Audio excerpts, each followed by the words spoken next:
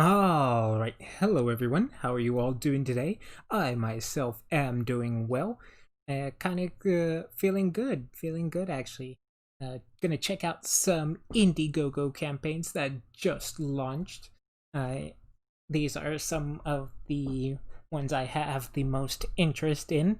This first one you could see as it has the big waifus, the plenty of plot on display already, and even a giant gem if you're into that. So, Fred Perry's Gold Digger Remastered. This one does seem like an older series, and it is a collection omnibus that they have on offer. So, collected in full color for the first time in one massive 600-page volume. So, you're really getting your bang for your buck for this one, I suppose. They're going through the whole history and stuff. It's got nice art. If you don't really care about all the nitty gritty, all you have to really know about is the big titties, so that's quite nice. The first appearance of Fred Perry's Gold Digger from the pages of Mangazine, the original 4-issue Gold Digger miniseries, the first 19 issues of Fred Perry's Gold Fred Perry's Gold Digger regular series, all in full color. So, what in King Solomon's minds is Gold Digger? The idea for Gold Digger: archaeologist, super scientist, uber nerd, Gina Diggers, and her adopted were-cheetah sister, Brittany, explore the multiverse across time and space, and was first conceived during Fred USMC Perry's tour of duty in the First Gulf War, and it debuted in Antarctic Press's anthology comic Mangazine in 1991. A 4-issue miniseries followed in 1992, and a regular monthly black and white series followed starting in 1993. The current color series began in 1999 and has continued since then.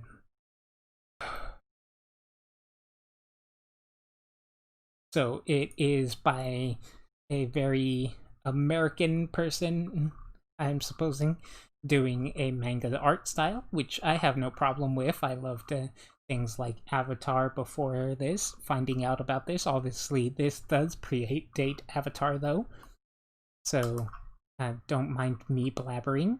Once again, if you enjoy animal girls, which I do, and big titties, which you should, this one looks like a good one for you. You can check out some of these pinups as well real quick before we move on. The second book I have here is Slaughter Squad. So, Slaughter Squad for me looks like a very fun book, very gory, very outlandish, and we can check out this real quick. Here we have the cover, and you could already see that it's got quite the concept, and not a bad one, I would say, at all. It does have humor in it, and like I said, gore, so depending on your tastes, this can be the book for you. There's already blood splashes right there. The part I wanted to get down to was here. Build army, overthrow government, establish free state, profit. Always the end goal right there. And more examples of the art in action. They have a burning car with the bull dressed as a Mexican, and then opening fire, and it just becomes this nice bloody mess, actual use of his horns, and oh gosh, quite the tale to be told, I would say. A pretty straightforward concept, I would say, but in case you need it read out, a team of escaped livestock with nothing to lose is going to take over the state of Texas. Slaughter Squad is a 48-page action-packed gore fest with a healthy dose of black humor. Somewhere in Texas, a team of livestock with nothing to lose takes on the forces of Big Meat, armed with nothing but horns, bad attitudes, and a machine gun. This is definitely one I'd like to see succeed. They already hit goal with 39 backers and $2,000, although I think it could do a lot better than that, especially with 28 days left. Go ahead and check this one out. Third on my list is Eva, comic issue 1 Mainframe is Watching, a cyberpunk comic series set in a 23rd century world of bio-implants and intrusive surveillance. The first campaign by Anas Iskander, I hope I'm pronouncing that correctly. This one has 57 days left. It's only gotten 17 backers so far, which is a bit of a shame because this is quite a good looking book. Excuse the dog. Someone just came through the door, so I had to let her calm down a bit. Otherwise, back to the book. It is cyberpunk, one of my favorite genres to experience, along with steampunk. Eva is a cyberpunk comic series based in a love of 80s sci-fi and fantasy fiction. The story is based in Ardent Nation, a stylized technological utopia set in the 23rd century. However, all is not what it seems. Individuality, privacy are rare commodities that only the governing elite are privileged to. Imagine, if you will, social media becoming the governing body of a surviving nation. Everything about you, what you do, what you say, from the day you were born, is automatically streamed into your timeline.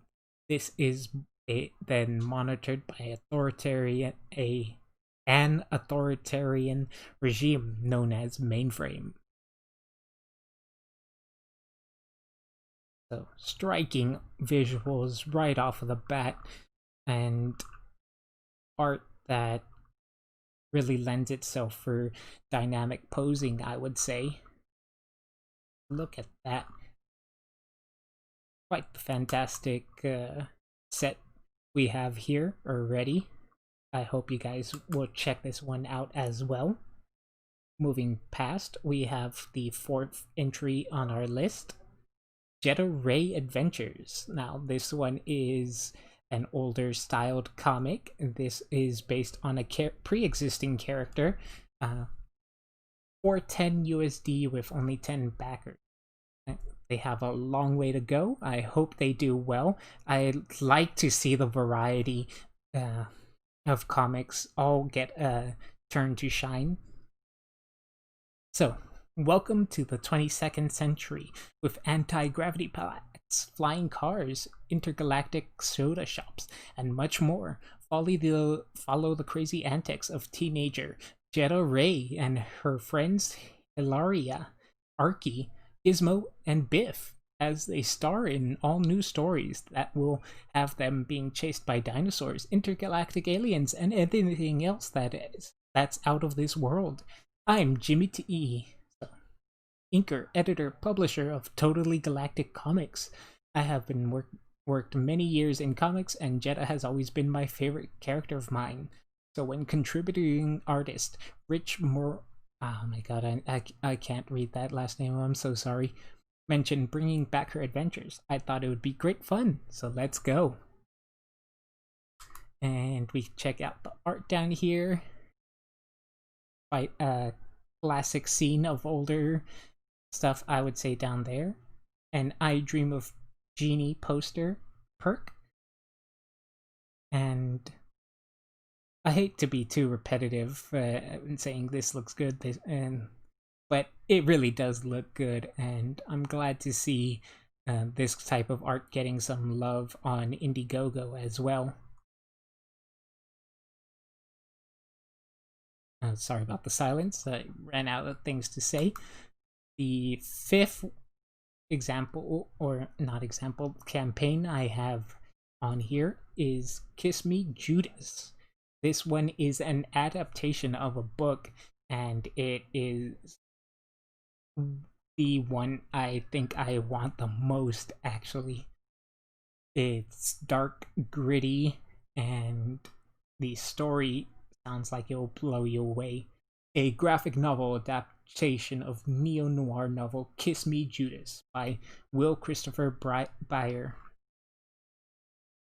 A paranoid, surreal, drug-induced nightmare full of the hard-boiled Norrish spirit of Raymond Chandler. San Francisco Chronicle. Phineas Poe is a disgraced ex-cop who walks out of a Denver psych ward on Christmas Eve and chats up the wrong girl at a hotel bar, a stranger with dark eyes and a scar at the edge of her mouth. Deadly as she is beautiful, Jude is a freelance organ thief who leads a willing Phineas upstairs, cuts him open, and tosses him to fate. Reborn in a tub of ice, Phineas chases Jude on a twisted quest for redemption that plunges them into deeper and darker planes of drug-fueled paranoia and erotic obsession. And, oh man, just the grit within every panel is outstanding. I absolutely love this one. I hope you guys, if you back anything I've shown today, it should be this one. Oh my god. That about does it for this video. If you would like to comment on how I can improve this content, improve how I talk about these campaigns, please do so down below. I know I'm not doing them justice the way I talk about them, but I feel that at the very least they should get some exposure, and I hope I've done that for you guys today. Anyways, if you've liked my video, please leave a like down below. If you want to see me cover more Indiegogo projects that get launched in the future, go ahead and subscribe, and I'll catch you guys next time. Take care.